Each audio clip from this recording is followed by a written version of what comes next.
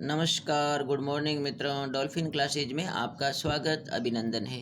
मित्रों, आज मैंने क्लास 10th एसएसटी का इकोनॉमिस्ट पार्ट का एक इम्पोर्टेंट क्वेश्चन पेपर जो मैंने प्रिपेयर किया है बुक को एनालिसिस करके, जो आपके बोर्ड एग्ज़ाम में बहुत सारे क्वेश्चन इस क्वेश्चन पेपर से इकोनॉमिक्स में एज इट आपको देखने को मिलेंगे। तो आप इनको निश्चित रूप से बोर्ड एग्ज़ाम में पढ़ करके जाएं ताकि आपको फ़ायदा हो। साथ ही ज़्यादा से ज़्यादा अपने मित्रों को शेयर करें। प्लीज़, वीडियो बहुत कम शेयर किया जाता है, शेयर ज़्यादा से ज़्यादा करें ताकि ये क्वेश्चन सभी तक पहुँचे और सभी को बेनिफिट हो। और मैं विश्वास के साथ आपको कहता हूँ कि बहुत सारे क्वेश्चन आपको बोर्ड एग्ज़ाम में मिलेंगे। इनको बहुत अच्छे से प्रिपेयर करके जाना और अपने भाई बहनों को भी ज़्यादा से ज़्यादा शेयर करो ताकि उनको भी बेनिफिट हो। तो हम शुरू करते हैं। क्वेश्चन, निम्न का अर्थ लिखिए। देखिए, शिशु मृत्यु दर, साक्षरता दर, जीडीपी, इनको आप क्या करोगे? डिफाइन करोगे। इनमें से कोई भी आ सकता है कि साक्षरता दर क्या क्या होती है। साक्षरता दर भारत में क्या है 2011 के अनुसार, जो आपके यहाँ दे रखी है। फिर जीडीपी क्या है, जीडीपी को परिभाषित कीजिए। जीडीपी की गणना कौन करता है। फिर शिशु मृत्यु दर क्या है, शिशु मृत्यु दर की जो रेट है वो भारत में क्या है। इसी तरह से नेक्स्ट क्वेश्चन है आपका, प्रच्छन्न बेरोजगारी और खुली बेरोजगारी में अंतर लिखिए। यानी कि हिडन और ओपन अनएम्प्लॉयमेंट में आपको डिफरेंस जो लिखना है। जैसे कि अपन देखते हैं कि प्रच्छन्न बेरोजगारी, जो काम पे लगे हुए व्यक्ति दिखते हैं लेकिन उन अतिरिक्त लोगों को हटा दिया जाए तो कार्य पर कोई प्रकार का नेगेटिव प्रभाव नहीं पड़ता है। तो ये प्रच्छन्न बेरोजगारी सबसे ज़्यादा एग्रीकल्चर सेक्टर में देखने को या प्राथमिक क्षेत्र में देखने को मिलती है।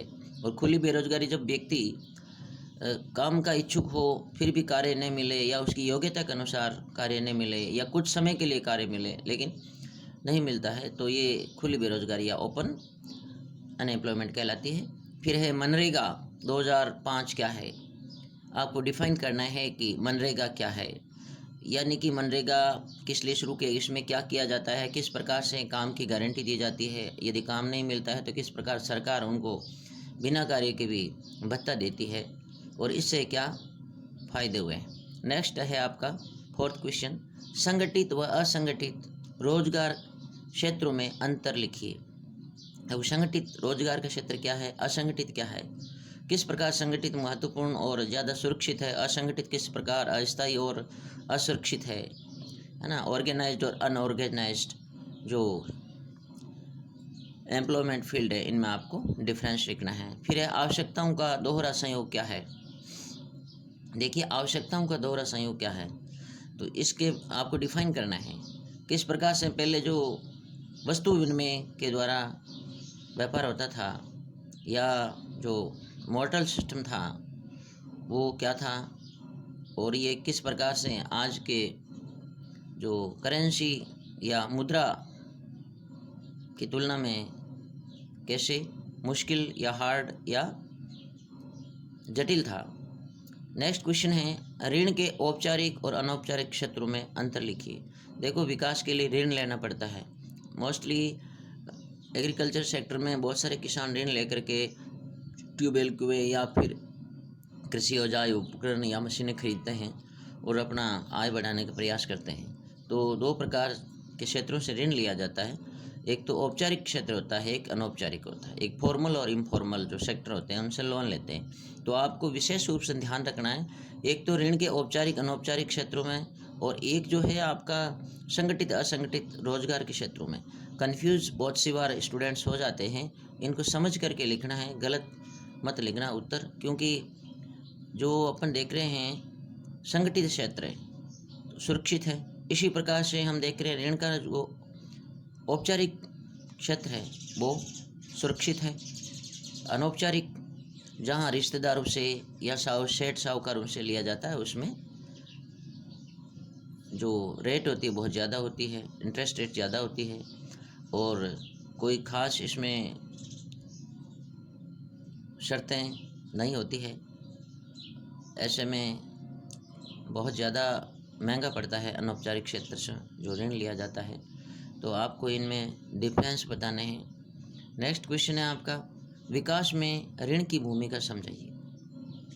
यानी कि लोन लेकर के किस प्रकार कोई व्यक्ति विकास कर सकता है, या कई बार विकास के लिए किसी व्यवसाय के लिए ऋण लिया जाता है और उस व्यवसाय में नुकसान हो जाता है, तो वो ऋण किस प्रकार उस व्यक्ति के लिए अभिशाप भी बन जाता है, वो चुका नहीं पाता है। कई बार उसकी संपत्ति गिरवी रखी जाती है, या संपत्ति कुर्क हो जाती है, या उसको बेचनी पड़ती है। तो विकास में ऋण की भूमिका सकारात्मक नकारात्मक दोनों ही एंगल से एनालिसिस करके बताना आपको। फिर आता है नेक्स्ट क्वेश्चन, बहुराष्ट्रीय कंपनी किसे कहते हैं।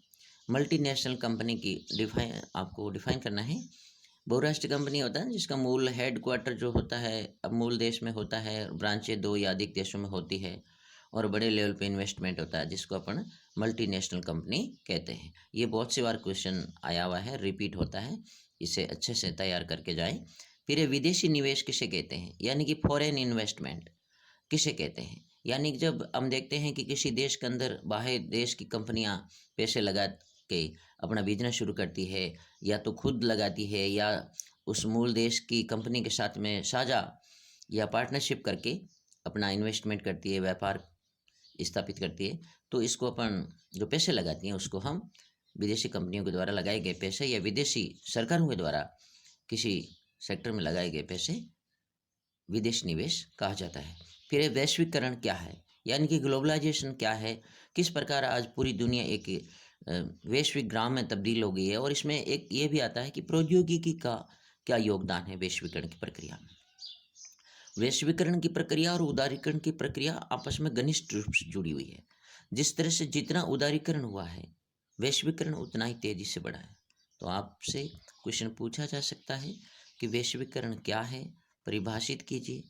वैश्वीकरण के अंदर प्रौद्योगिकी का क्या योगदान है, या न्याय संगत वैश्वीकरण क्या है। यानी कि आज हम देख रहे हैं कि जो विकसित देशों की कंपनियां हैं, विकसित देश है, वो विभिन्न प्रकार से विकासशील देशों की कंपनियों से जो डिबेट कर रहे हैं, तो ऐसे में विकासशील देश की कंपनियां उनसे जो मार्केट के अंदर इतना डिबेट नहीं कर पा रही है, क्योंकि जो विकसित देशों की कंपनियां बहुत ज़्यादा उनका इन्वेस्टमेंट होता है, बहुत ही जो वाईफाई प्रौद्योगिकी या तकनीक होती है, ऐसे में विकासशील देशों को किस प्रकार इसके अंदर हानि होती है। तो न्याय संगत वैश्वीकरण के लिए क्या किया जाना चाहिए। फिर ये भी आता है कि वैश्वीकरण का एग्रीकल्चरल सेक्टर में क्या इफेक्ट है, क्या प्रभाव है, ये भी पूछा जा सकता है। फिर वैश्वीकरण में प्रौद्योगिकी का क्या योगदान, जैसे मैंने आपको पहले भी बताया था, वैश्वीकरण की परिभाषा पूछी जा सकती है, प्रौद्योगिकी का इसमें योगदान पूछा जा सकता है। नेक्स्ट क्वेश्चन है आपका, कोपरा क्या है, यानी कि आपको डिफाइन करना है कोपरा कब बना, क्या है, इसमें किस प्रकार से उपभोक्ताओं को सुरक्षा प्रदान की गई है, और उपभोक्ता के लिए क्या अधिकार है, साथ ही उन अधिकारों का इस्तेमाल करने के लिए उसे क्या सावधानियां रखनी चाहिए। नेक्स्ट क्वेश्चन है आरटीआई, राइट टू इन्फॉर्मेशन क्या है, ये कब लागू हुआ, और इसके तहत किस प्रकार उपभोक्ताओं को फायदा होता है। नेक्स्ट क्वेश्चन है उपभोक्ता संरक्षण परिषद तथा उपभोक्ता आंदोलन में क्या अंतर है। तो उपभोक्ता संरक्षण परिषद या कंज्यूमर प्रोटेक्शन काउंसिल क्या होती है, और जो कंज्यूमर मूवमेंट है, इन दोनों में क्या डिफरेंस है, डिफाइन करना आपको। नेक्स्ट है विकास मापने का यूएनडीपी का मापदंड किन पहलुओं में विश्व बैंक के मापदंड से भिन्न है।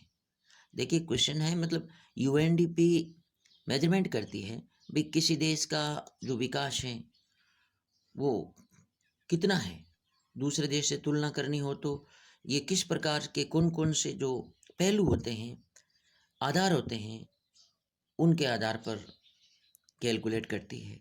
जैसे मृत्यु दर है, जन्म दर है, प्रति व्यक्ति आय, और जन्म जो औसत आयु है, एजुकेशन है। तो इस प्रकार से कौन कौन से जो मापदंड है वो यूएनडीपी यूज करती है इनमें से, और कौन कौन से विश्व बैंक यूज करती है, आपको दोनों में डिफरेंस बताने हैं। नेक्स्ट क्वेश्चन है आपका, धारणीयता का विषय विकास के लिए क्यों महत्वपूर्ण है।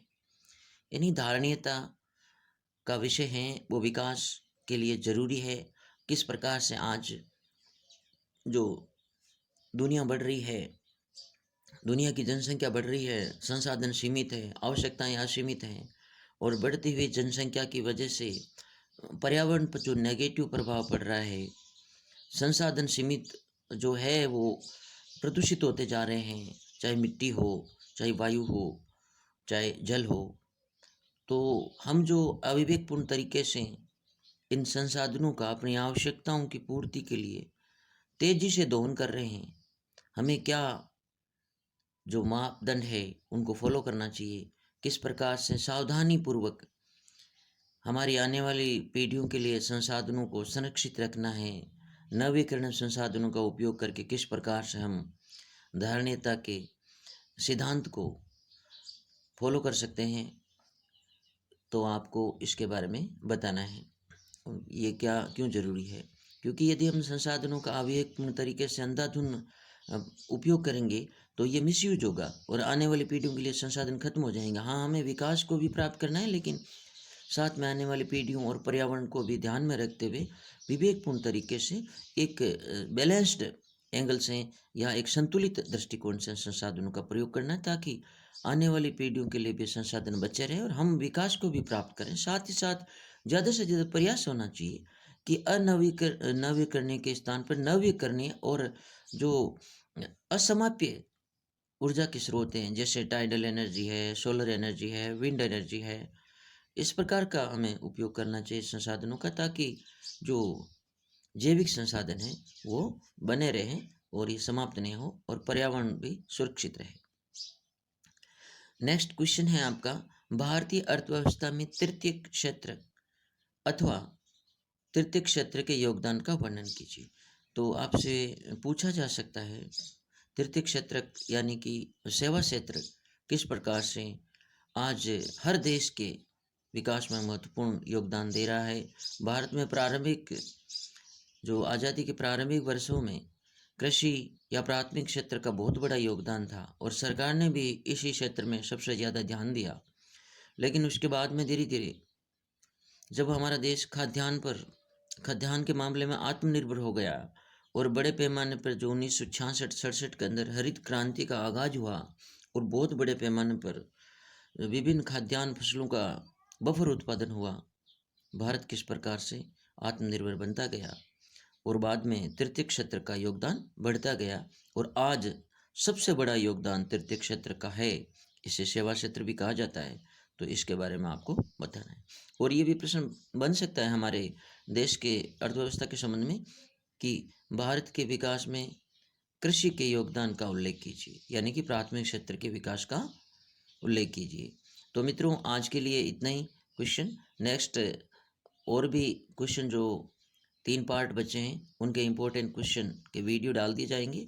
तो आप ज़्यादा से ज़्यादा इन प्रश्नों को शेयर करें, वीडियो को ज़्यादा शेयर करें, लाइक करें और यदि आपको ठीक लगे तो सब्सक्राइब भी करें, ताकि आगे भी हम इसी प्रकार के और भी महत्वपूर्ण वीडियोस प्रोवाइड करवा सकें। धन्यवाद। जय हिंद। वंदे मातरम।